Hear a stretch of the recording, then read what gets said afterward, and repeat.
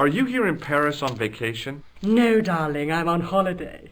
I needed to get away after Algy's funeral. I didn't realize you were mourning the loss of a loved one. I'm not. He was my husband.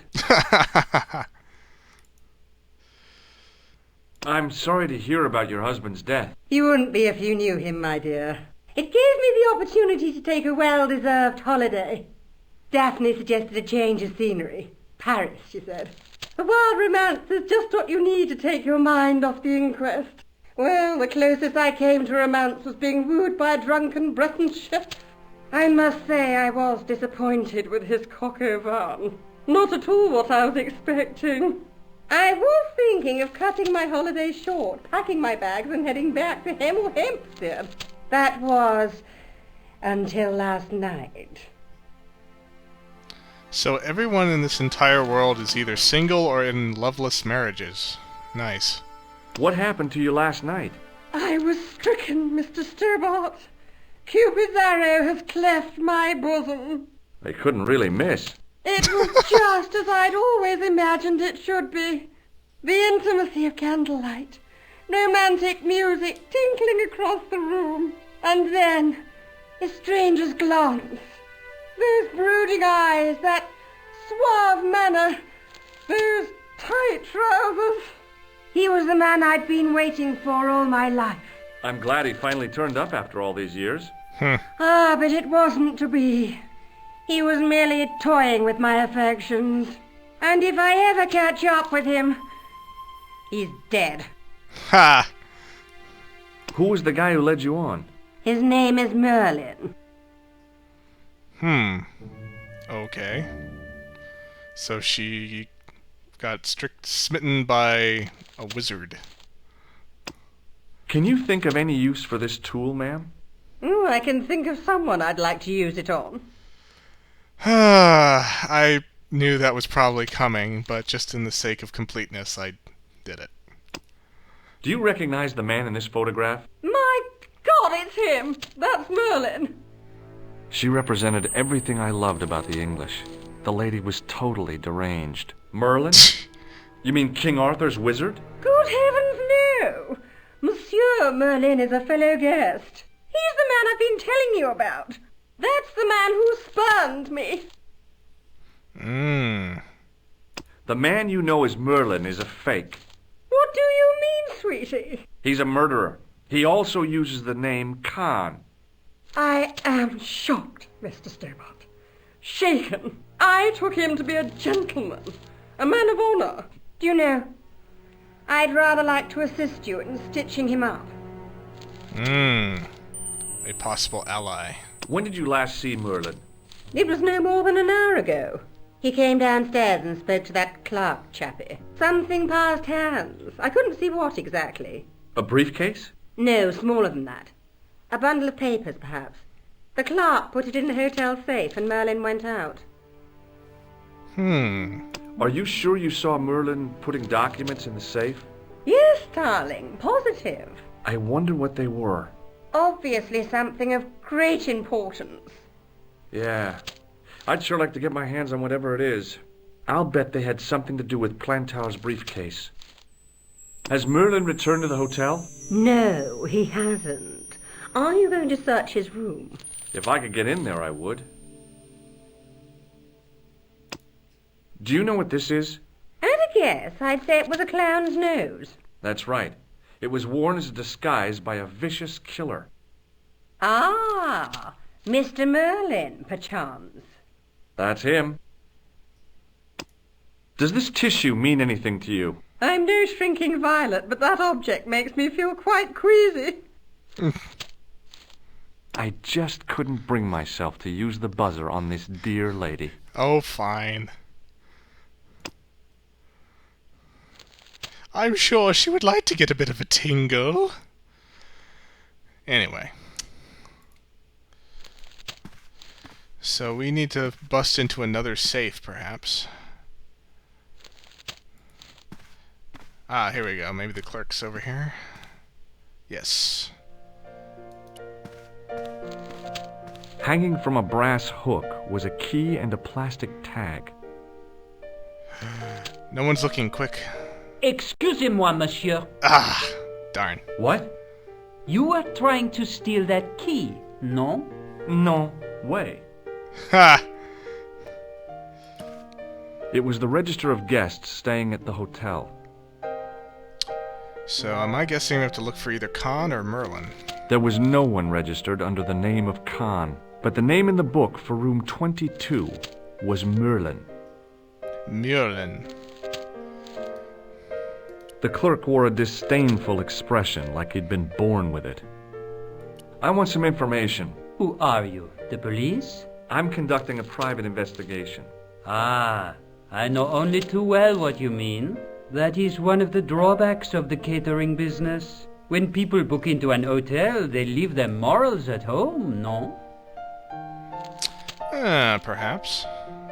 I'm looking for a man who dresses like a clown. This is a highly respectable hotel, monsieur. There are no clowns here. If you say so. Do you know a man named Plantar? No, monsieur. I'd like to retrieve something from your safe. Ah, oui, monsieur. May I see some form of identification? Like what? A driving license, perhaps? I don't drive. Your passport? I don't have it with me. I could show you my operation scar. I'm sorry, monsieur. I must have some form of unique ID. You won't find a more unique ID than my scar. I'm sorry. I must insist on a more traditional identification. Rats. Curses and damnation. About the key hanging on the hook over there. Oui, monsieur. Which room is it for? Number 21. Is that room taken? No. The guests checked out this morning.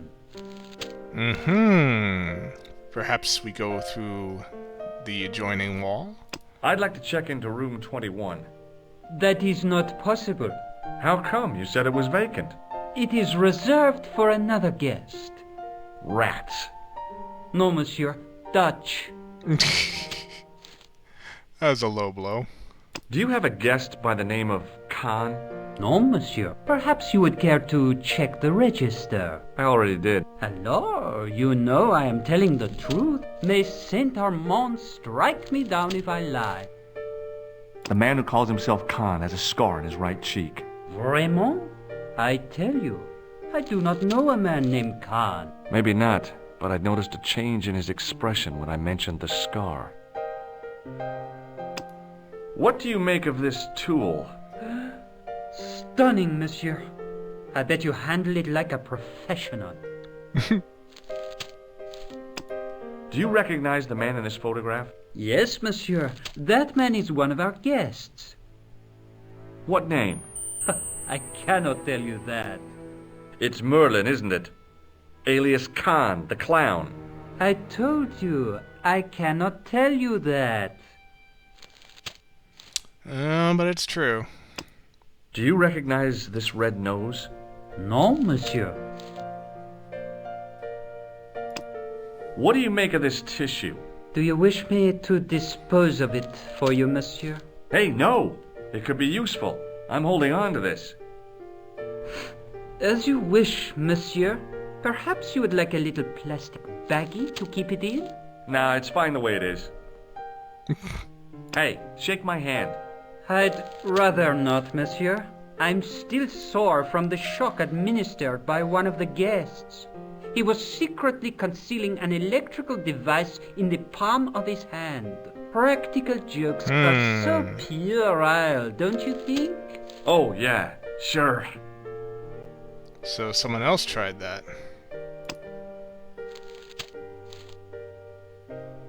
I guess we can head upstairs then.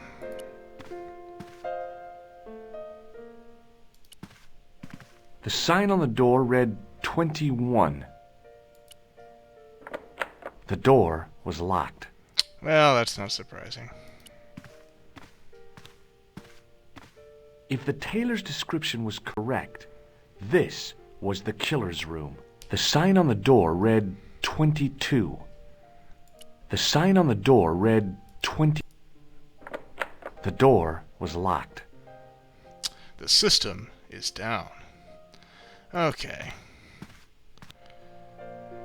See, any new speaking points with this guy? Hello again. This is a photo of Khan, right? That is just one of the names by which he is known. Okay. Thanks for your help. Goodbye.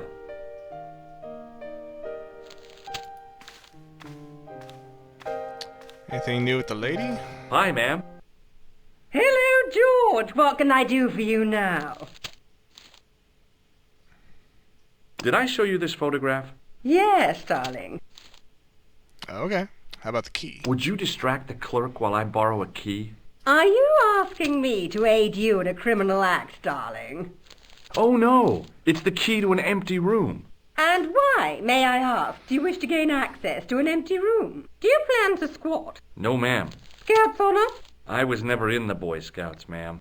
Oh, you should have been. What were your parents thinking of?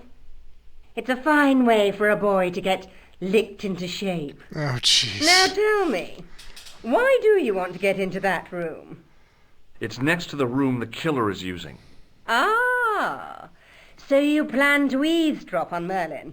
I was hoping there might be a connecting door. Well, how can I refuse?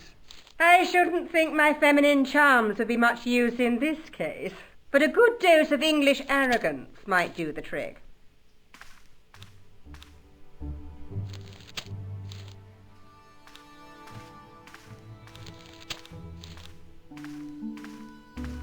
I say! You there?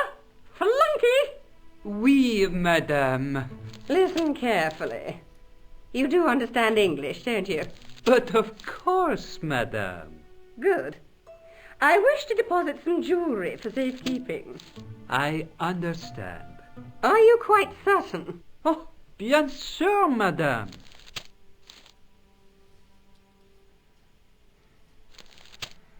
What kind of walk is that? Come on. Over to you, my dear. Thank you. Alright. Quickly, before he realizes what we did. Okay. Key on door. Maybe it wasn't the right room, but this was the right key.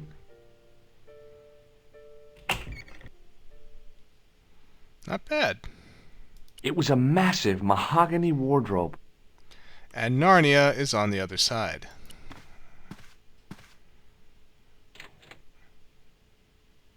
There was nothing in the wardrobe apart from a vague, lingering smell of camphor.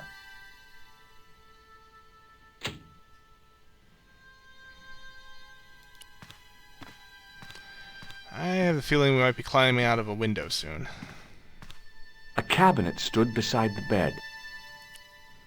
The cabinet was empty, but it smelt of onions. No kidding, it really did. Okay, that's slightly random.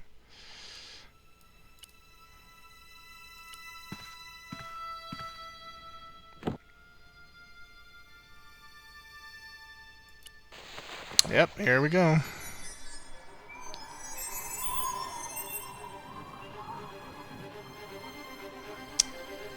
Let's see. Don't see anything else other than the window. Easy does it.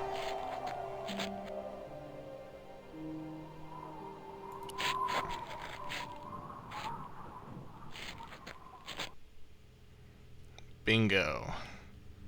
Someone should not have left their window open.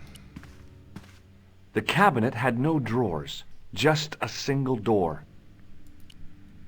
The assassin had been too smart to leave incriminating evidence beside his bed. Oh, you didn't even tell me what was in it. The bed was several times larger than the narrow cot I'd been given at the place I was staying.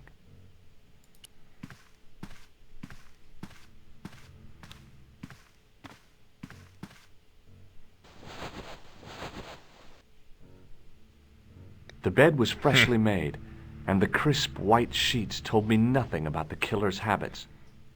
Indeed. It was the battered leather briefcase I'd seen Plantar carrying just before he died. I searched the interior of the briefcase, But, as I'd half expected, it was empty. Darn. The closet was a solid, impressive piece of antique furniture.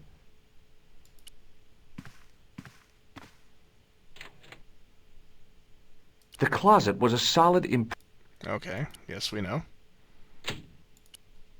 Oh, this is just open or... Oh, wait a minute. What? Yes? No? Maybe? The closet was a... Ah, hold on.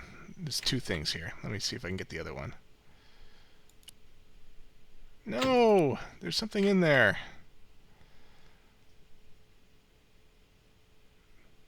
Maybe not? Can I open the other door? Nope. Okay, we'll just leave it open then. Really? I can't... I don't know why it has two little dots there. That's kind of misleading. Anyway.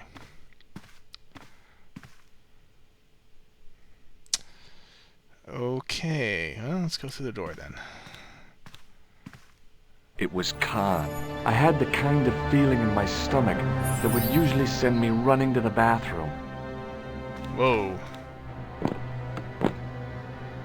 There we go.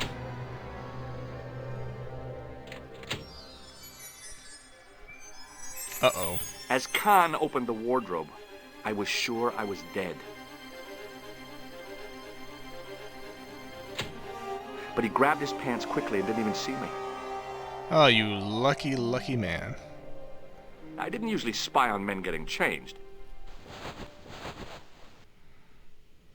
But this guy was a killer, and I didn't want any surprises. He left his checkered pants on the bed.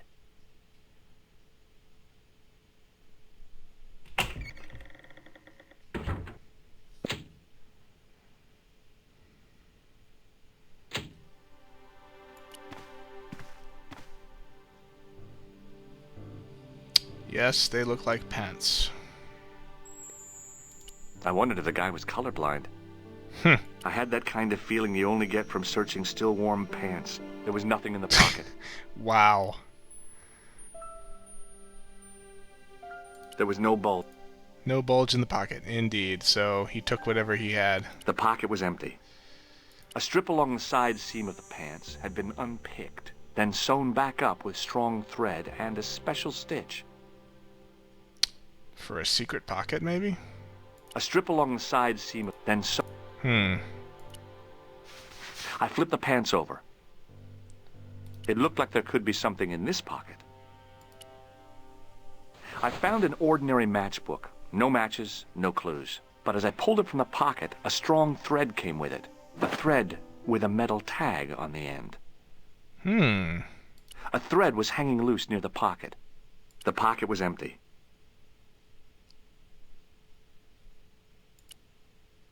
Ah, there we I go. pulled on the metal tag and the thread came out of the pants. It was like pulling out a ripcord.